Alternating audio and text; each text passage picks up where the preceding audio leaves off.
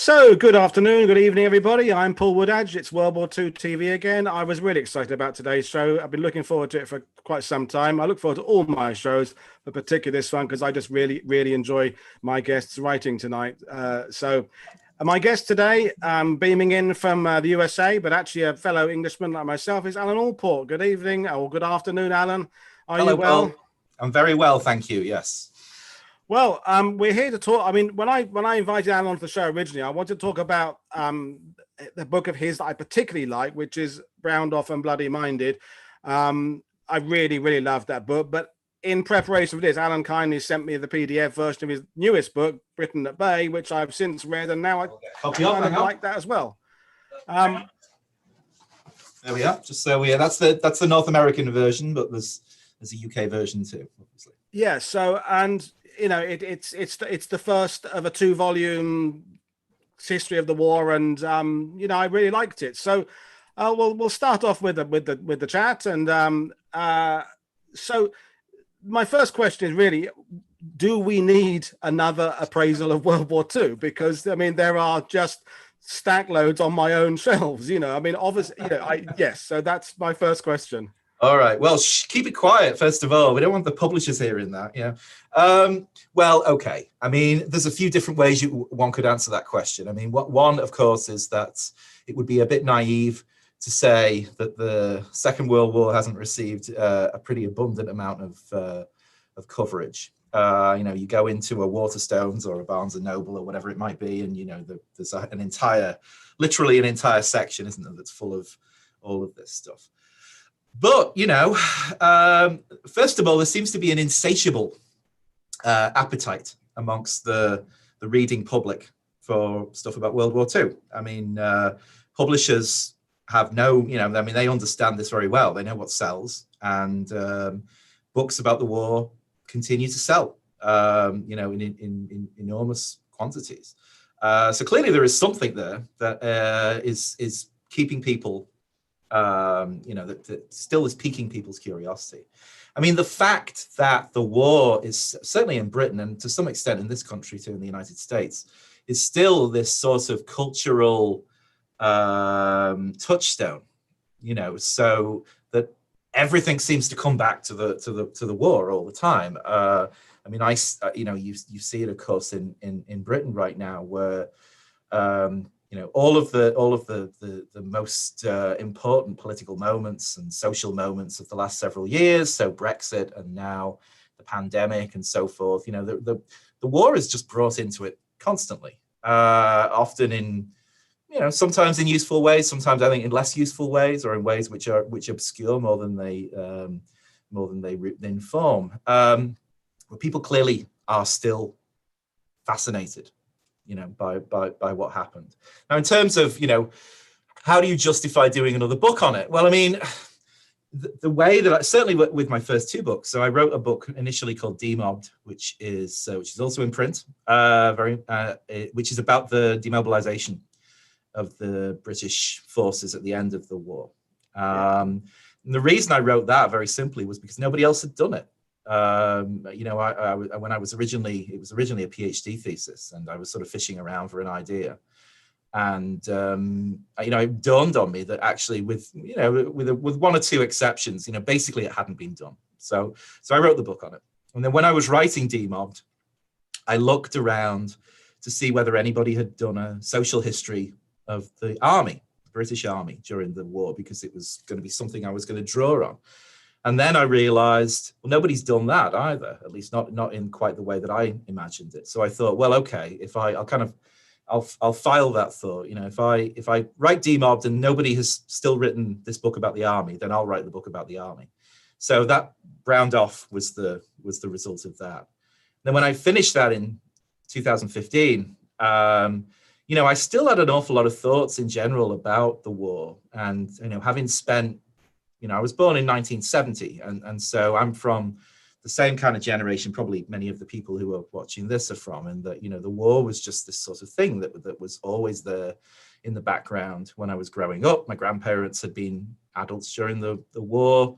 It was, you know, it sort of informed so much of the popular culture of my life as a child and then as an adolescent. And I'd spent a lot of time thinking about it, and I sort of realized I had opinions which perhaps had not been expressed anywhere else. And so I decided, well, look, I'm going to have a go at doing the whole thing, at least from the British point of view. I'm not going to attempt what some other people have done and try to do a global history of the war, because that's beyond my linguistic abilities, amongst other things. But I thought, I'll try and do a book about, or 2 books as it turned out, about the war, and sort of try and get it all out there. And ultimately, I suppose the proof of whether it's worthwhile will be in the audience. If people feel that they are actually learning something new about a subject which perhaps they thought they already, they probably did know an awful lot about, but perhaps they had already decided that they had, firm, unchanging opinions about things. If you can shift people's opinions a bit, or if you can kind of give them a new perspective, a new way of thinking about the subject, then I guess you feel that you've achieved something. Well, that's exactly what I was going to, my first real question was going to be, I don't know why I'm so colorful tonight. My lighting's gone weird. I'm really orange. I look you look very nice. Very like President Trump today. I'll try and sort that out later. But anyway, is that you have done something new. You have taken those stereotypes and not so much turn them on their head, but re-examine them. The problem is, you said it yourself, World War II runs through everything. Just this week, there's that little old great-grandmother talking about the Blitz spirit, and you admire that spirit, but you go, but it's completely irrelevant, and the Blitz, we think of the shops still open, all those kind of tropes and stereotypes and cliches. Right. And what you're trying to do, I see, is trying to kind of re-examine those and say about, what are real and what are myths. And so which leads to my next question is, in order to kind of reevaluate them, you have to identify where the myths are first. So how did you go about identifying, of the things we think we believe, which are mythological and which are actually true, or are they all kind of a bit of both? Well, I suppose the short answer is they all are a bit of both. The thing about myth is, myths don't work if they're completely fictitious. If a myth just has no relationship to reality whatsoever, then it probably isn't going to be very successful, because people are not stupid and they can see when something clearly has, is a sort of just total fantasy. The most successful myths, it seems to me, are those which do have a kind of a kernel of truth within them, or they have some kind of grounding in the real story. I was not interested in writing a book which was just a kind of debunking of of everything that you could possibly, everything that you knew about the war is total trash, because it seems to me that's just flipping things around on it, and sort of taking a 2-dimensional view of it and just making it another 2-dimensional view, just 180 degrees different. I think that books like that don't tend to be, in my view, not very successful. What I wanted to do was to sort of think about why, in some ways, myths had been successful, but to interrogate them. And in answer to your question about how you figure out what is myth and what is real, you do a lot of reading. A book like this, I cannot pretend, that every viewpoint or every piece of information is something that I came up with myself. It draws on a huge amount of scholarship from academics like myself and non-academics who have done some fabulous work over the past 20, 30, 40 years, talking about all of these different kinds of subjects, the Battle of Britain, the Blitz, and so on and so on. And part of what although I certainly, I think, injected some of my own opinions into this, but I've also wanted to try and use the book as a way of being able to synthesize a lot of academic writing, in particular, writing which was never really designed for a big audience, and sometimes perhaps it's a little bit tough to digest in its original form. But to try to present it in a way which I thought both would tell a story, a coherent story, and also would be, would appeal to a kind of a general reader. The person I sort of had in mind when I thought about Britain at Bay was not an academic, not somebody who, spends their entire life working on the subject or anything like that, but somebody who maybe knows a bit about the war, maybe has read a little bit about it, or certainly has some kind of background, and there's some sort of a, certain set of things that they know something about Dunkirk, or they know something about the Blitz or whatever. But perhaps a lot of it might be secondhand. It might come from pop culture, like films and television and things like that. And perhaps that while not totally untrue, a lot of what they have is probably being filtered through a certain amount of myth.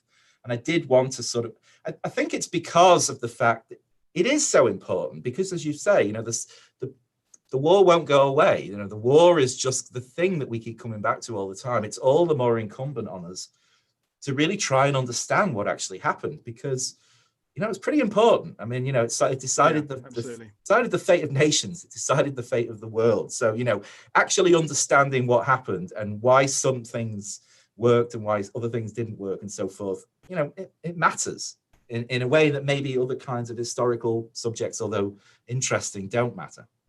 I mean, to me, you very much straddle that kind of good cop, bad cop. You reminded me of things. I've got caught in that mythology a bit. I've been caught in that trap. But so you led me out of that, but kind of nicely. Then you kind of reminded me how wrong I was again, because there's lots of things I've forgotten about.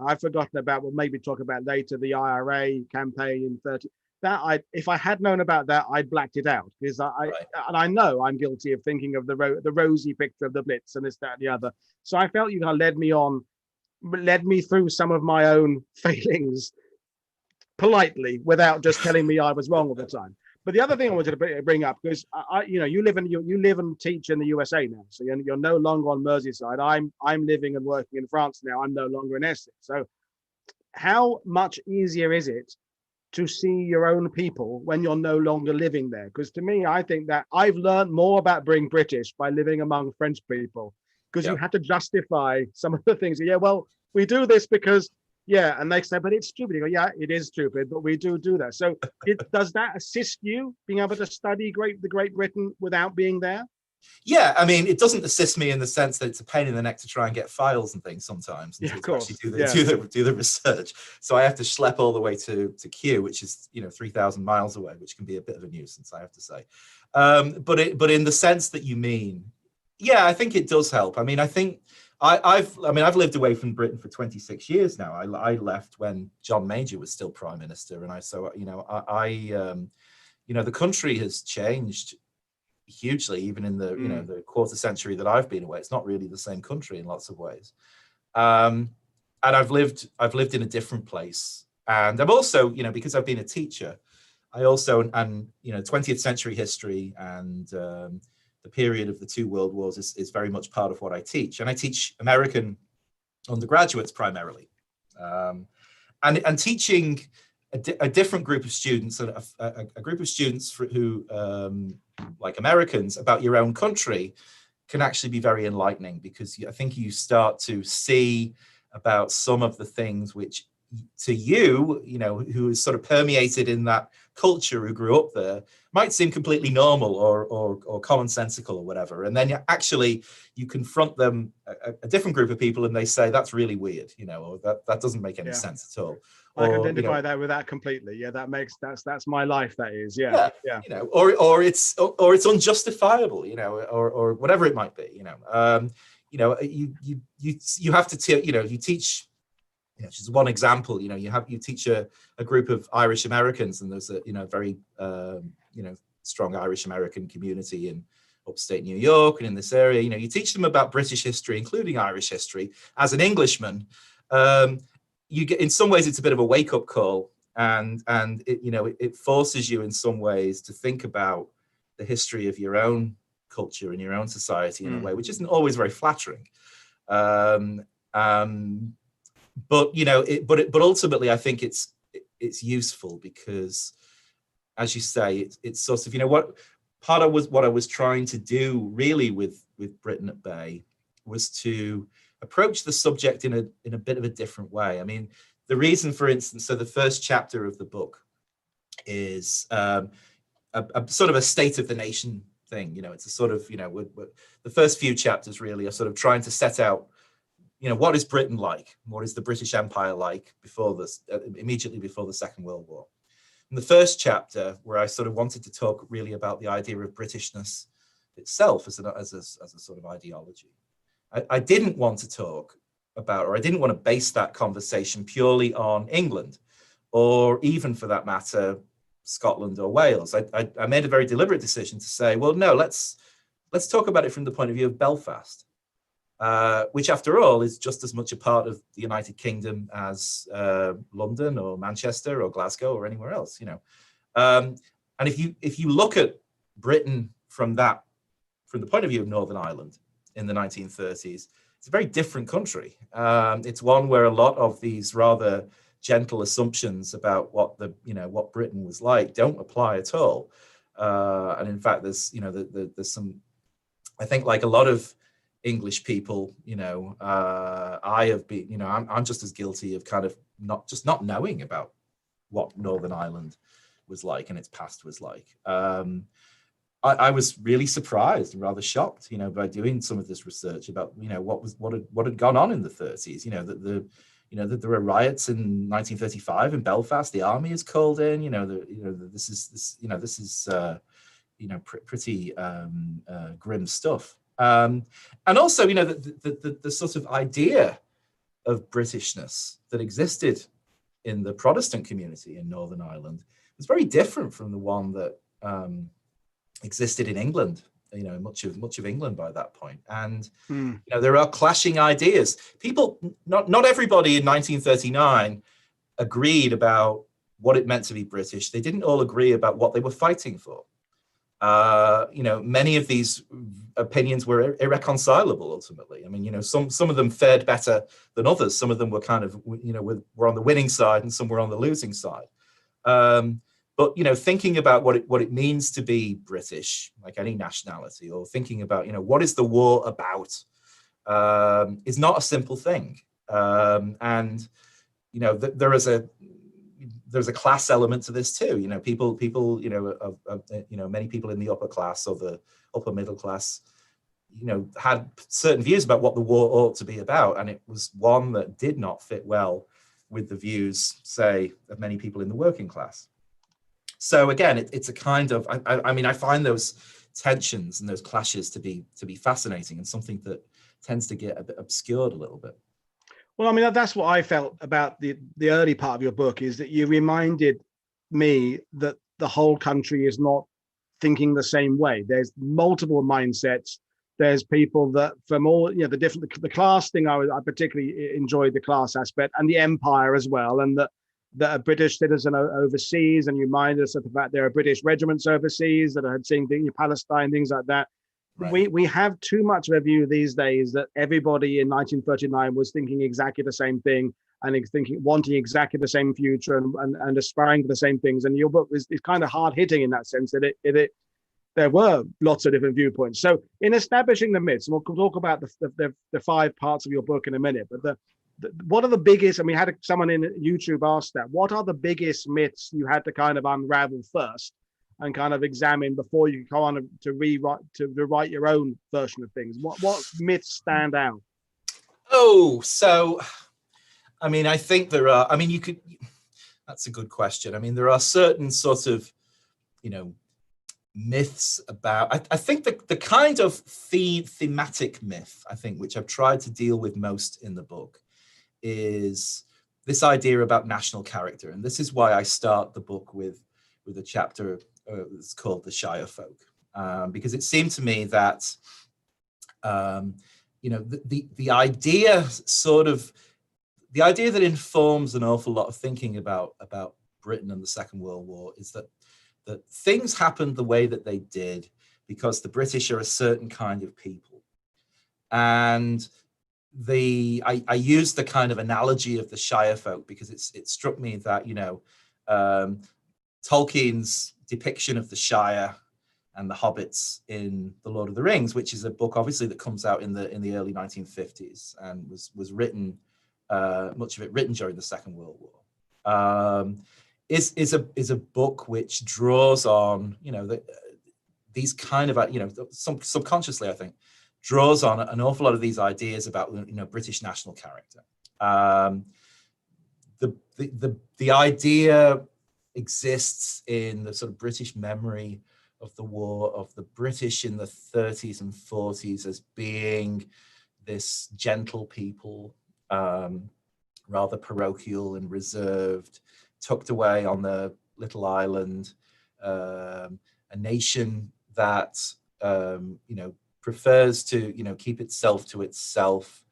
The idea of being brilliant amateurs and having an ability to muddle through, you know, no matter what, is something that very powerfully informs, I think, a lot of certainly when we think about the early years of the war. So Dunkirk, in many ways, you know, is a kind of exemplar of this thinking, you know, and you see this, of course, we were just talking about this, you know, about the way in which Chris Nolan's movie is to me, it's like this perfect encapsulation of the Shire folk myth. So, you know, there's a military disaster, which is largely the fault of other people, you know, it's largely the fault of the French and the Belgians, but we won't get into that, you know, or, you know, this is the kind of the myth, at least, that, you know, it's the French and the Belgians' fault. And the ordinary people, you know, in the shape of, you know, Mark Rylance coming along in his, you know, his pullover and with his cup of tea and so forth, you know, will save the day. And it's this sort of, you know, amateurism, inspired heroic amateurism that gets everybody through. Now, this is like total nonsense. You know, the reason why Dunkirk was successful is because the Royal Navy was really good at doing its job. You know, it had had lots of experience doing this kind of thing, and it was made of thoroughgoing professionals. The reason why the Battle of Britain is won by the Royal Air Force is not because of, you know, a gallant, you know, group of amateurs sort of, you know, forming up to defeat this, you know, this sort of, you know, all-powerful Moloch, you know, but it's actually because Britain has prepared a really effective strategic defense network in the 1930s, and actually, you know, serious-minded professionals have spent a great deal of time thinking about what they're going to do. And in fact, actually, it's the Germans in the summer of 1940 who are the amateurs, who are sort of just making it all up as they go along. And the result is that, you know, the professionals win. And I kind of have a, you know, a running commentary throughout the book, which is that, you know, whenever the British tried to be inspired muddlers through, you know, they always blow it. You know, the result is almost always a disaster.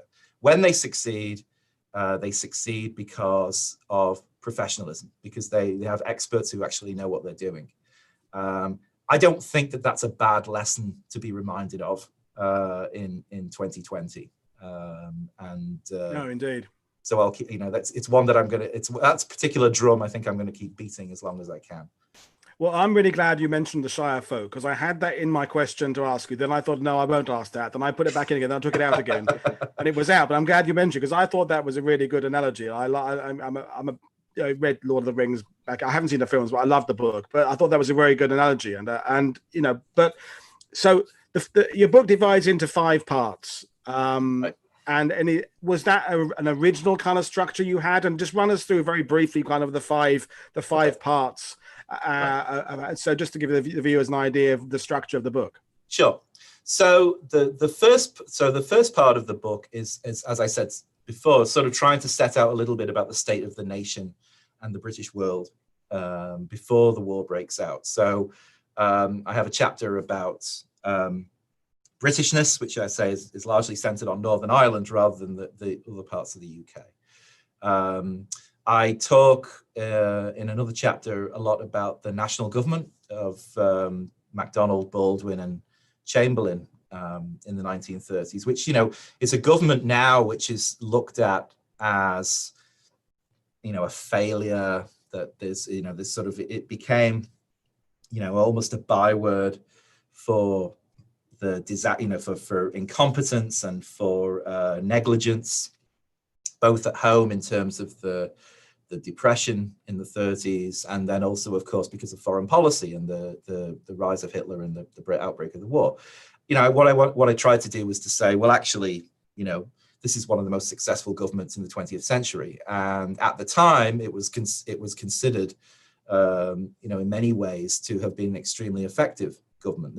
It looks terrible in hindsight because it's on the losing side in terms of the kind of memory wars that take place, after 1940. But it's, you actually look at what happened at the time, and it's a rather more complicated story. So I have a chapter about the empire, talking in particular about the Arab revolt in the late 1930s in Palestine.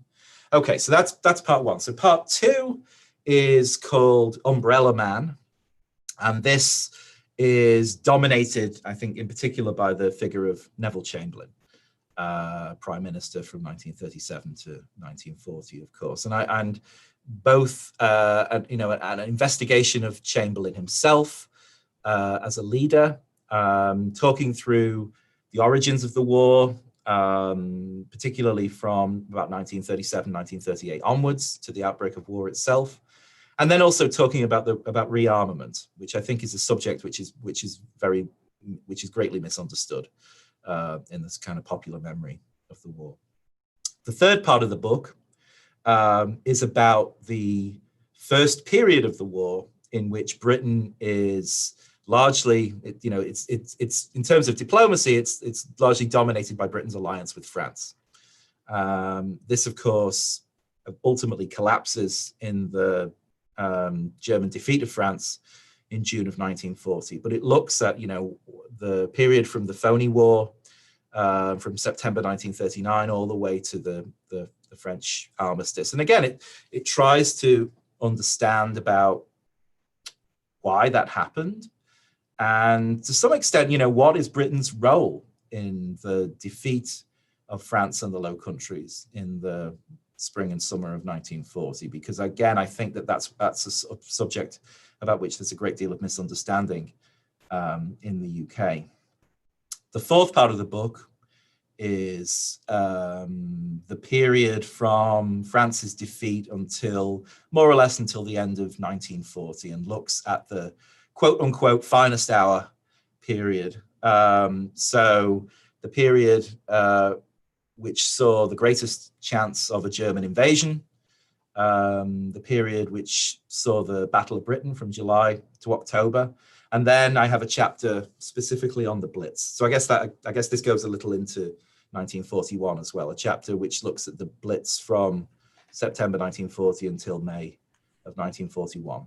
Then finally, I have the final section of the book kind of picks up a few threads which had to be neglected earlier on, but mainly concentrates on events in 1941. So I have a chapter on the Battle of the Atlantic, which again has to sort of go back a little bit and sort of fill in some of the stuff which I hadn't talked about earlier on. I talk about the war in North Africa and the Mediterranean, and the great imperial crisis that takes place in the Eastern Mediterranean and the Middle East in the spring of 1941. I have a chapter which talks about Britain's new relationship with the Soviet Union after June of 1941, after, of course, Hitler invades the Soviet Union, and Britain has to develop a new relationship with an alliance partner, which in many ways is a lot more complicated than its relationship had been with France. And also looks at the strategic bombing campaign, which was in its early stages at this point, but in which much of the kind of, even though the bombing campaign is not actually very effective at this point, I kind of leave the story in the autumn of 1941, where the RAF hasn't actually accomplished a great deal. But a lot of the intellectual work for what was to come later in the bombing campaign had already been done, thinking about this kind of evolution from so-called precision bombing to area bombing. Much of the sort of the groundwork for that had already been laid by the autumn of 1941. And then finally, I bring this sort of story to an end. A book like this, especially with a two-part book, you have to figure out, well, where are you gonna, where's the dividing point? Yeah. Originally I had ideas about, well, maybe I'll do it sometime in 1942. Maybe I'll do it in maybe I'll do it after Singapore falls or something like that. And I think word count had played a part in the end. It's just sort of, the book has to end somewhere, so we'll bring it to an end. I bring it to an end on September the 3rd, 1941, which has a nice little symmetry to it. So it's 3 years after the 2 years, sorry, 2 years after the war had begun, 3 years after Munich. And and I think there are some things happening in September of 1941, which I talk about in the book, which is sort of setting the scene for where the story is going next. And so with the second volume of the book, I'll be picking things up from there and sort of trying to then talk about in particular, starting with the spectacular Japanese successes after Japan enters the war in December of 1941, and the defeats for the British, these cataclysmic defeats in what used to be called the Far East, the Indian Ocean and Southeast Asia and so forth. So I hope that sketches out, it covers a lot of ground. And there's an interesting chat going on YouTube. Martin Harley, one of my regulars, is asking things. He just said, "Is this a revisionist history book?" And from my point of view, no, it isn't. It's just it's refreshing, it's uplifting at times, it's positive where it needs to be, it's critical where it has to be. I think you do a great job. How would you define a revisionist history? Well, yeah, exactly. What does that mean? But we could go down that rabbit hole, and but I want to bring it back. Thank you for your explanation of the 5 parts. My favorite title of a chapter was "The Stupidest Thing That Had Ever Been Done." I just think it's a great title for chapter, and it actually doesn't really get across the nuance of the chapter. It's like, oh really? And it's let's go back to Neville Chamberlain, because if there's one figure that is the most maligned British person of World War II, it's Chamberlain, isn't it? And I'm saying that as not a particularly Chamberlain fan, but I do think we do kind of jump on him and blame him for everything. When you started a book like this, and you have to look at some of these people, Chamberlain, Churchill, and Alan Brooke, and all these kind of people. Do your opinions change as you're doing your research? Do you have to go back and forth? How does that process work for you? Yeah, I think they do. I mean, that title is that's actually a Churchill quote. I think it's probably the only chapter title in the book that's actually a Churchill quote, and this was something that he described when Chamberlain went to Berchtesgaden, the first time he goes to see Hitler in September of 1938. And you're right, in some ways it doesn't quite fit what I did in that chapter, but I just couldn't resist it. I just thought it was such a great quote. I couldn't resist using that one. I think in some ways, I think sometimes, the more you read about someone, your previous opinions are simply confirmed, Other times, I think a more complex picture emerges. One of the reasons why I wanted to focus so much on Chamberlain in this first book, obviously he's dead in the second one, so it'll be a different story. But in this book, he's pretty much the dominant figure. He's the prime minister throughout most of the period. I didn't really know very much about him. I knew some of the kind of, the things that everybody knows or thinks they know about him, but I didn't actually know very much about him. And I learned a lot more about him than I learned, for instance, about Churchill writing the book. Simply, I guess probably just because I just knew more about Churchill, Chamberlain is a strange man. He's hard to like in lots of ways. I didn't come away from this book feeling, sort of warm and fuzzy about him particularly. He's not actually a very likable man in lots of ways. And I think anyone who reads this will see that, I have a lot of very unflattering things to say about him. Both personally and also in terms of his policies. That said, however, I think that to me, the kind of cliches about Chamberlain, the more I read about appeasement and the more I read about the kind of situation that he actually found himself in 1938 and 1939, the less that those cliches kind of rang true. I think the thing that you can say about Chamberlain's situation is that, he was in a position where he didn't really often have a lot of good choices. to make. You know, he had a few different bad choices, you know, that were kind of in front of him, and he could choose one bad choice or another bad choice. But that was often the case. You know, it was a case of deciding which was going to be the least bad option, rather than choosing a simple option. And I think when people criticize Chamberlain because you know, he didn't quote unquote stand up to Hitler soon enough and so forth, I wanted to sort of interrogate that a little bit and say, well, you know, first of all, what does that actually mean? You know, what was Chamberlain actually trying to accomplish? What, you know, and I do sort of try to go down this road a little bit. I mean, what actually would it have meant if he had, say, you know, quote unquote, stood up to Hitler in 1938 or whatever? What would it have meant for him to try and rearm faster? I mean, I think that was one area which I found very interesting. And again, I was able to draw on a lot of fabulous work by other authors, other academics about this. And some of just the practical problems about, you know, it's all very well to say, well, you know, Chamberlain should have, you know, built more aircraft or you know, built a larger army or whatever it might be before the war actually broke out. Well, you know, could he actually do this? And even if he tried to do this, would there have been a whole host of kind of second tier problems that would have resulted from this?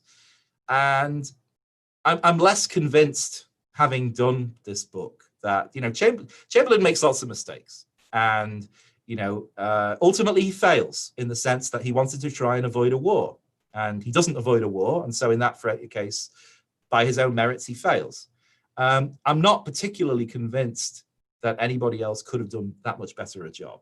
I think he was put in a pretty bad situation, and I think he did, you know, an imperfect but you know, reasonably good job under the circumstances in trying to solve a lot of extremely treacherous problems. Of course, you know, the reason why he is ultimately vilified is because of Britain's and France's disaster in 1940. Had the British and French not been defeated in the field in May, June 1940, and had the war carried on, would have both been a different kind of war. I also think we would have had a different memory of Chamberlain, even if he wasn't. Yeah. Even if you know, he wouldn't actually have been prime minister by this point. But I think the memory of him would have been a lot different in the later 1940s. It's because he becomes associated with that military defeat, a military defeat which in many ways he was not personally to blame for. And, you know, we can, if you want, I'd be happy to talk about, you know, why I think that happened. But I think Chamberlain is really unlucky as well. I mean, he really, you know, in addition to making mistakes, he really kind of, you know, from the point of view of history, he really has a pretty bad run of luck in terms of the, you know, the way that he gets remembered. And I would, you know, all I think I would say is just, you know, if people are interested in reading about it, just to try and keep an open mind about it. You know, I guarantee you that, you know, you're not going to come away thinking that Chamberlain was a wonderful human being, at least because, you know, I didn't think he was either. But I do think that he has, in some ways, had a bit of a bad press. Well, I agree wholeheartedly, and I think it's, you know, it's very easy to fall into the trap of judging everything with the hindsight 2020 vision, looking back, and, you know, he didn't know what was going to come the next stages. And I think, you know, it's hard to hate someone for having an honorable intention of avoiding a war, because, you know, in principle, we all want to avoid warfare. That's not a bad thing to aim for and strive for. And yeah, he was a necessary figure in the evolution of the way the war was going to go. He had, it's the you know, like in fiction, the classic, the hero, someone has to fail for hero to rise. That's part of the narrative. But right. And I liked your approach. I liked your balanced approach to Chamberlain. But so moving along a little bit, well, about yeah, you outlined the stages there. You talk about the Battle of Britain and the Battle of Atlantic and things like that. So what are the key moments in those first 3 or 4 years of the war that perhaps we don't focus on enough generally. We know the big ones. We know the Dunkirks and the Battle of Britons, but what other key moments are there? Perhaps social moments, perhaps moments in the country that you were glad you highlighted that we can just mention now in this interview. What key moments? Yeah. I mean, I think some so-called key moments are probably overrated. To sort of turn the question around a little bit, I think there's a fascinating argument, in academic circles about the Battle of Britain and the possibility of, to what extent, was the Battle of Britain ever really a battle that could have been lost? Could the Germans ever realistically have invaded in 1940 and so on? I mean, I have, I don't know. I think there's merit to lots of different arguments there, but I do think there is an argument. I think that a fair argument that the Battle of Britain was much less of a close run thing than it's popularly made out to be. In fact, actually, right from the very beginning of the Battle of Britain, the British were in a pretty good position. And while I don't think it's impossible that they could have lost, because I think history, I tend to think that history is pretty contingent and a lot of things can go wrong. So I'm not, I'm skeptical about arguments that are too overdetermined. But I do think that actually the myth of the battle tends to put too much emphasis on the idea of what a close run thing it was, and had just a few things gone a little bit different, everything would have changed. I'm not particularly convinced by that. Now, if we want to think about a different kind of important moment or a key moment, I do think the one that tends to be overlooked in Britain is the decision by the United States in the months after the fall of France, and particularly the decision made by the Roosevelt administration to basically continue to back Britain. And by back it, not just in a kind of moral sense, but also to try and find all the ways that the United States could continue to assist Britain short of war, and obviously, bearing in mind that the public opinion in the US was still strongly against the idea of intervening in the war. This is something which I think gets a little bit taken for granted in the way that the British remember the war. Like it was sort of, they think, well, it was always going to sort of happen, and the Americans were always going to sort of have our back. There were plenty of voices in Washington, close to the president, in the summer of 1940, saying, not without sympathy for Britain, but simply saying, look, we have a finite amount of resources. We need to think about our own security before, assisting the British. The French have folded. It's by no means certain that the British are going to continue in the war. We have, important needs for our own armed forces, all of which are having to be neglected right now because of assistance that we're providing to Britain. Would it not make more sense to have a retrenchment policy and focus on defending the Western Hemisphere for the time being, rather than, providing, sending all of these very, very finite resources to a very shaky kind of partner right now. Now, ultimately, of course, Roosevelt decides that, in fact, Britain, it is in the American national interest. It is in the strategic interest of the United States to keep the British Isles free from Nazi domination and to defend the British Empire. But it didn't have to go that way.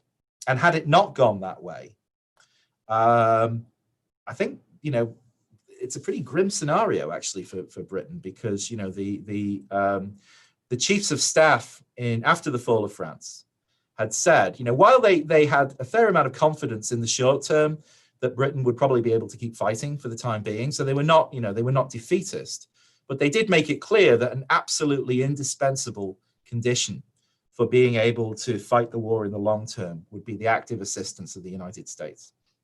That's one of the reasons why Churchill places so much emphasis on this after he becomes prime minister. And I don't think it was nearly as inevitable that this would happen as people tend to assume. I'm extremely pleased it did.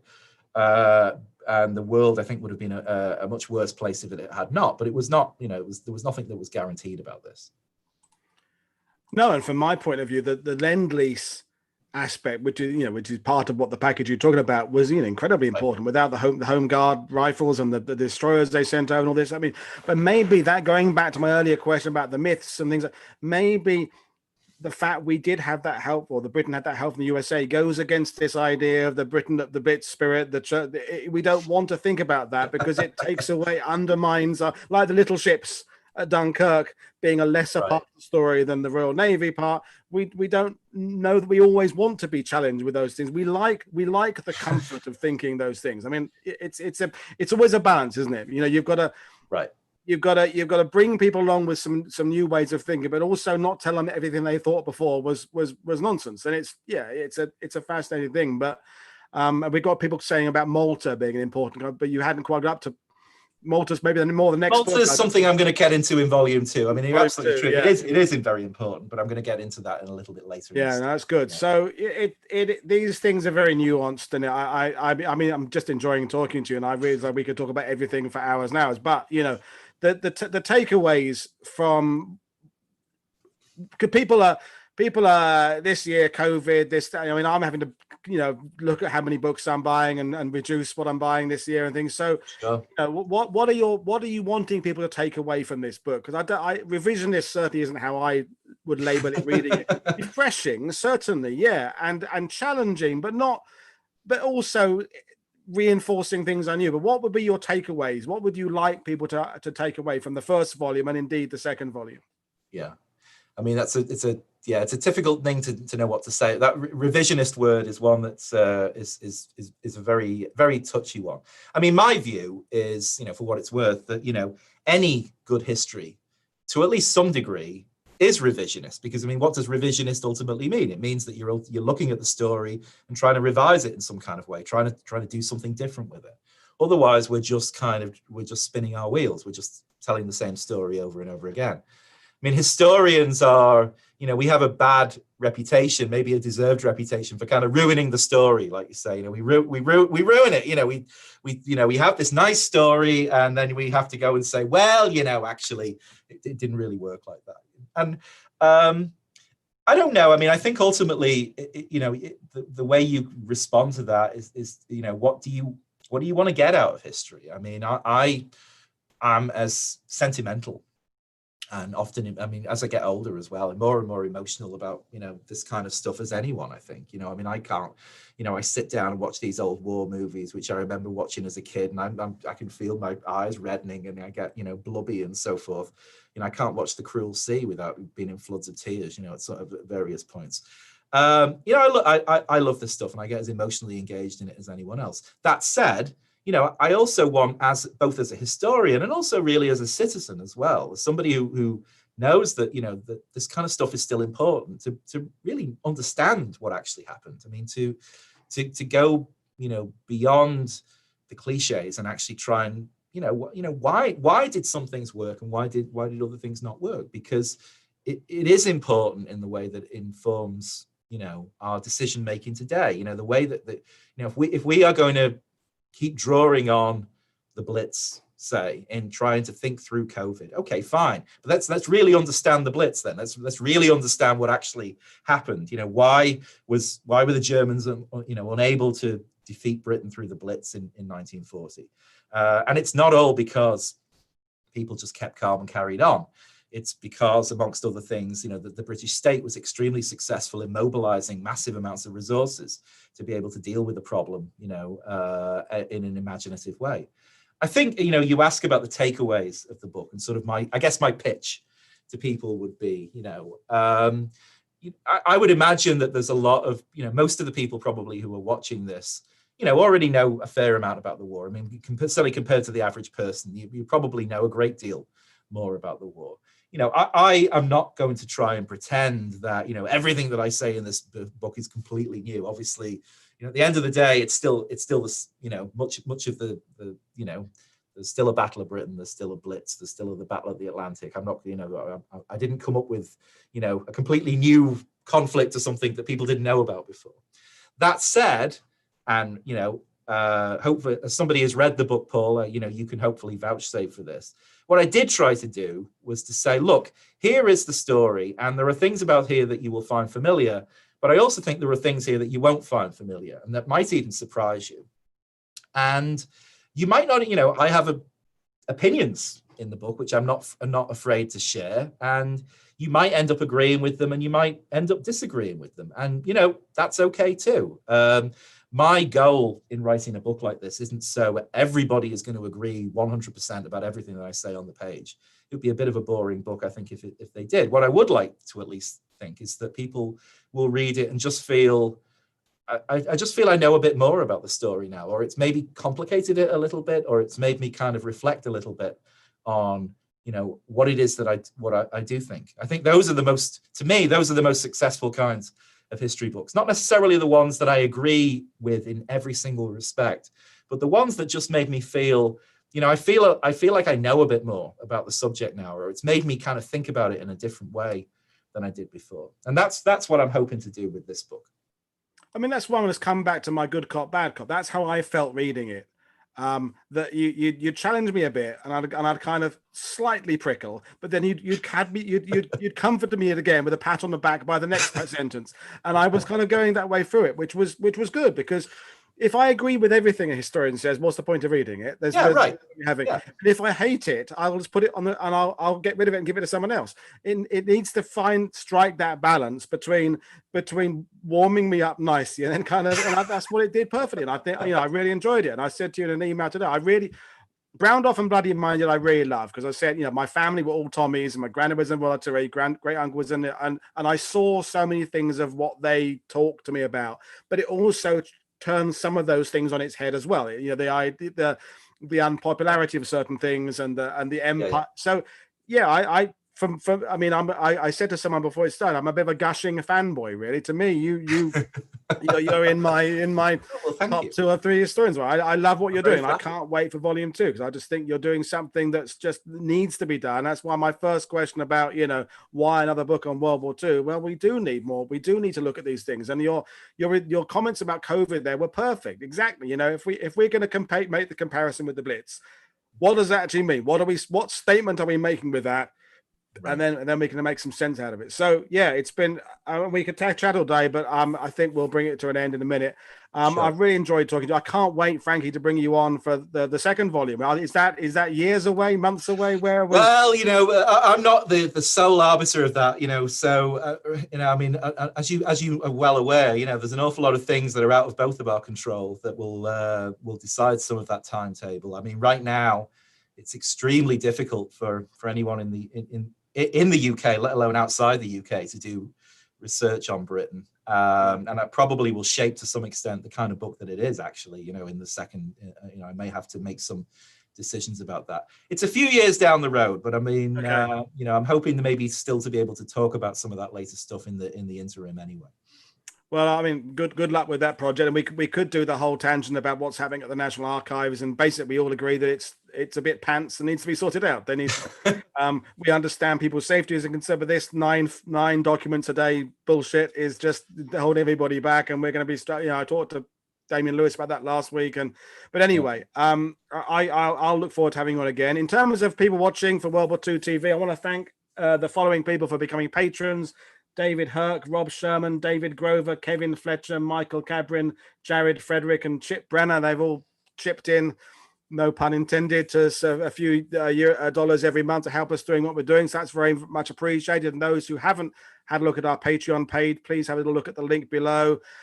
Definitely go and get Alan's books. There's no question about it. They come with my recommendation. I know James Holland likes them. They're spoken of. The list of people who think they're brilliant on the back of the books is everybody you've ever heard of says they're great. So you don't need me, a nobody YouTuber, to say it, but they are really cracking books. So thank you very much for joining us, Alan. It was really good. Oh, it's a pleasure. With the writing, and we can come back and tackle some other subjects later on. I'd love to.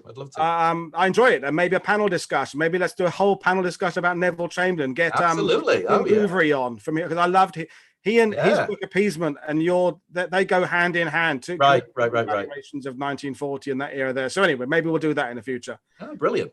Anyway, thanks, Alan. That was fantastic talking to you. Thanks for watching, everybody. Nothing till Thursday. Thursday night, we've got a show about the signals in World War II, basically. So how it all works, pigeons and radios and wirelesses. We'll two guests from Canada for that one. So thank you very much, everybody, for watching. I'll see you all again. I'm Paul Woodadge, Alan Allport. We'll see you again. Thank you. Bye.